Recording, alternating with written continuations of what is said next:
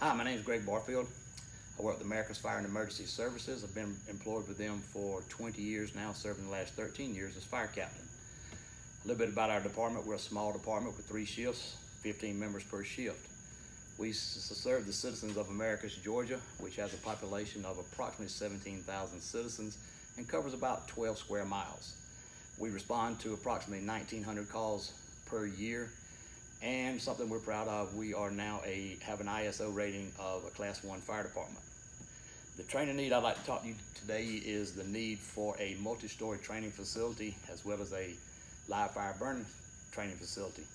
In the past, we had those facilities on our local training grounds, and we were able to utilize them quite often, and we were also able to utilize them while we were on duty. With having them nearby enabled us to use them on our days that we were working, and we were able to get out there and get the younger guys with more extensive training that they needed to be able to better do their job.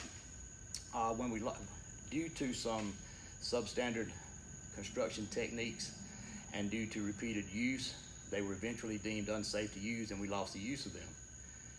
When we lost the use of them, we now must travel about 25 miles to a neighboring fire department to utilize their training grounds. With that being said, having to do that travel distance, we now have to bring the guys in off duty. We're no longer able to do that while we're on duty. So bringing them in off duty, we have to pay overtime wages. That puts a strain on a budget that's already stretched pretty thin. And also, we're not able to do it as often as we'd like to, so the younger guys don't get the training that they really need. This training will benefit our department in that it will greatly reduce the overtime budget.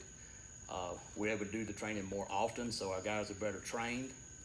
And it'll also help us to get a better grading when ISO comes to do our grading.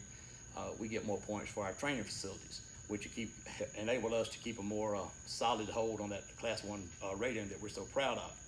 And also, that Class 1 rating is beneficial to our taxpayers, business owners, as well as homeowners, in that they are able to benefit from a lower insurance rating. The financial need in the emergency service is always present, especially in our local area. And mainly in that industry, especially new industry, has not grown like we projected, so our tax base has been relatively stagnant for the last several years. With that being said, our budget stretched thin. It's gotten tighter and tighter every year, so we're having to find more creative ways to seek funding for our training needs, as well as to purchase equipment and whatnot. So funding is one way that we can do that. With budgets being stretched thinner and thinner, we're asked to do more and more every year with less and less. And if we're able to seek to get this funding to build these facilities locally, we'll be able to go back to using them more regularly. We'll get our younger guys trained, as well as, and that will enable them to do their job more efficiently and safer, which is always the end goal.